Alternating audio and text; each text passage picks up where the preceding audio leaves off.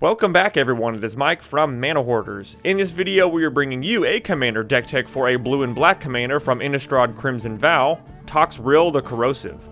You can cast Toxrill for 5 and 2 black. You get a 7/7 legendary slug horror. At the beginning of each end step we will put a slime counter on each creature we don't control, and creatures we don't control get -1/-1 for each slime counter on them. Also, whenever a creature we don't control with the slime counter on it dies, we get a 1/1 black slug creature token. And we can pay a blue and a black, sacrifice a slug to draw a card. Before we dive into the deck, let's go over a few key points. First up, the final price for this build came in at $109.69. This does include the price of our commander and all of our lands, though do bear in mind some of these prices will vary greatly depending on the quality of the cards you purchase, the vendor you use, and a variety of other factors. In terms of power level, I would rate this build at around a 6 or 7 out of 10 on the power scale. In my opinion, Toxrill lends itself very well to a control-style build. Having it on the battlefield alone is enough to weaken our opponent's creatures and destroy them, generating tokens on our own board. The ability also gets around things such as indestructible and protection, since the text does not specifically say targets, it affects all creatures that our opponents control. That means we want to play cards that help us get our commander out early, counter our opponent's targeted removal, and help our commander do what it does best, which is weaken our opponent's creatures or destroy them and generate more value for our board while also hurting our opponents. Now let's go ahead and dive into the deck. First up are our artifacts. Arcane Signet can tap to give us 1 mana of our commander's color identity. Bantu's Monument makes our black creature spells cost 1 less, and whenever we cast a creature spell, each opponent loses a life and we gain a life. Charcoal Diamond can tap for a black mana. Damir's Signet can tap for a blue-black. Dinga's Staff. Whenever a creature dies, Dinga's Staff deals 2 damage to that creature's controller. That means when our opponent's creatures are getting weakened and generating us slug tokens, they are also going to be taking damage when those creatures die. Genesis Chamber. Whenever a non-token creature enters the battlefield, if Genesis Chamber is untapped, the creature's controller gets a 1/1 colorless mirror artifact creature token. Moonsilver Key. We can tap it and sacrifice it to search our library for an artifact card with a mana ability or a basic land card and put into our hand. Prismatic Lens can tap for a colorless, or we can pay 1 and tap it to add 1 mana of any color. Sky Diamond taps for a blue. Sol Ring taps for 2 colorless mana. In Witch's Cauldron, we can pay 1 and a black, tap it, and sacrifice a creature to gain a life and draw a card. Moving on to our creatures, we have 2 legends helping out our commander. Kel's Fight Fixer has Menace. Whenever we sacrifice a creature, we can pay a blue or a black, and if we do, we draw a card. We can also pay 1 and sacrifice a creature to give Kel's indestructible until end of turn. And Sir Conrad the Grim. Whenever a creature dies, whenever a creature enters the graveyard from anywhere other than the battlefield, or a creature leaves our graveyard, he will deal 1 damage to each opponent. And for our not-so-legendary creatures, Archfiend of Depravity. At the beginning of each opponent's end step, that player chooses up to 2 creatures he or she controls and then sacrifices the rest. Blight Beetle has protection from green, and creatures our opponents control can't have 1/1 counters put on them. Cemetery Puka. Whenever a creature is put into a graveyard from play, we can pay 1, and if we do, Cemetery Puka becomes a copy of that creature and gains this ability. Clackbridge Troll has Trample and Haste. Whenever it enters the battlefield, target opponent creates 3 0/1 white goat creature tokens. Corrosive Mentor. Black creatures we control have Wither. Demon of Dark Schemes, one of my favorite additions to this deck. Whenever it enters the battlefield, all creatures get -2/-2 until end of turn. Whenever another creature dies, we get an energy counter, and we can spend this energy counter to get creatures back from a graveyard onto the battlefield under our control tapped. Flux Channeler. Whenever we cast a non-creature spell, we can proliferate. Guild Pact Informant. Whenever it deals combat damage to a player or planeswalker, we can proliferate. Harvester of Souls. Whenever another non-token creature dies, we can draw a card.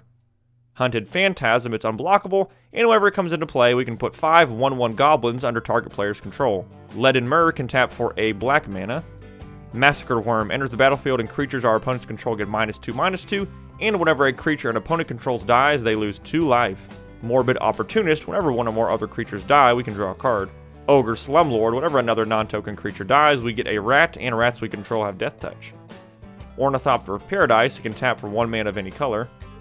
Priest of Forgotten Gods. We can sacrifice 2 other creatures to add some mana and draw a card. Silvermere. We can tap it for a blue mana.